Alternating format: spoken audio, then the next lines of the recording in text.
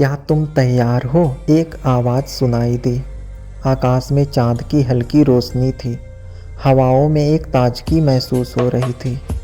यह वह समय था जब सर्दियों को अलविदा कहकर गर्मियों का आगमन होता है और भारत में होली का त्यौहार एक नए उमंग के साथ दस्तक देता है।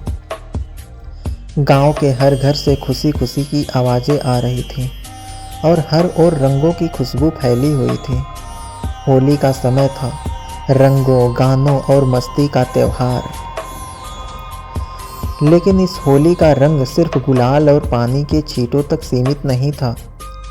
यह एक ऐसी कहानी थी जो वर्षों से चलती आ रही थी।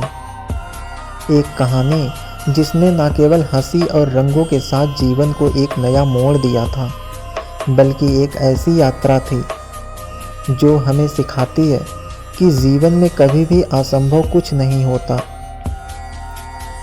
हमारी कहानी एक छोटे से गांव गोविंदपुर की है, जहां लोग सिर्फ एक दिन के लिए नहीं बल्कि पूरी वर्ष भर की सबसे बड़ी खुशियां मनाते हैं होली के दिन। गोविंदपुर में रंगों का त्यौहार सिर्फ रंग खेलने तक सीमित नहीं था, बल्कि यह एक नई शुरुआत थी, नए रिश्तों और सुलह का पर्व था। वह दिन था जब पूरा गांव एक साथ मिलकर उत्सव मनाने के लिए तैयार था। घरों के बाहर बर्फीली सर्दियों के बाद अब नए रंगों का स्वागत किया जा रहा था। गांव के बच्चे, महिलाएं, पुरुष सब अपने पुराने गीले शिकवे भुलाकर एक दूसरे को गले लगाकर बधाई दे रहे थे। हर गली, हर चौक रंगों से सजी हुई थी और लोग एक दूसरे पर रंग उछालने के लिए उतावले थे। लेकिन इस होली में एक विशेष बात थी। गांव के पुराने मंदिर में एक बड़ी होली की पूजा का आयोजन होने वाला था। यह वह पूजा थी जो हर किसी के लिए जीवन की सबसे महत्वपूर्ण पूजा बन चुकी थी, क्योंकि यह केवल रंग का खेल नहीं था, बल्कि प्रेम, सच्चाई और विश्वास की शक्ति का प्रतीक बन चुका था। गांव में दो प्रमुख पात्र थे, विजय और सिया। विजय, जो एक साधारण किसान था, हमेशा से ही गांव में अपने सरल स्वभाव और मेहनत के लिए जाना जाता था। उसकी सबसे बड़ी चाहत थी कि वह अपने जीवन को सच्चाई और ईमानदारी से जिए। विजय का दिल बड़ा था, लेकिन वह कभी भी अपने गहरे जज्बातों को बाहर नहीं आने देता था। वहीं सिया, जो गांव की सबसे समझदार और सुंदर लड़की थी, हमेशा दूसरों की मदद करने में अग्रणीय रहती थी।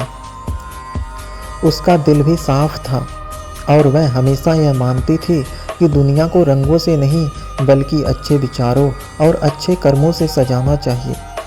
विजय और सिया का एक गहरा संबंध था, लेकिन कुछ कारणों से उनके बीच एक कटीली दीवार खड़ी हो गई थी।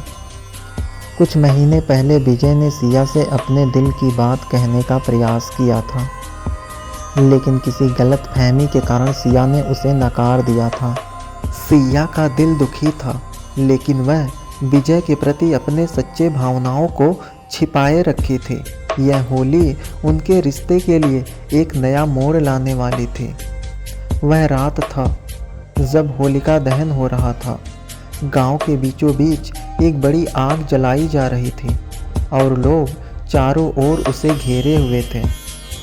होलिका दहन का यह प्रतीकात्मक अर्थ था, बुराई को नष्ट करके अच्छाई की विजय।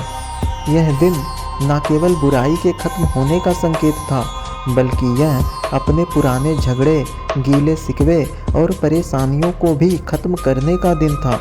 विजय और सिया, जो पहले एक दूसरे से दूर हो गए थे, आज फिर से एक दूसरे के पास आकर खड़े हुए थे। विजय ने धीरे से सिया की ओर देखा और कहा, आज का दिन बुराई की हार का दिन है। होली सिर्फ एक त्योहार नहीं, यह एक अद्भुत सफ़र है, रंगों, रिश्तों और प्यार से भरपूर।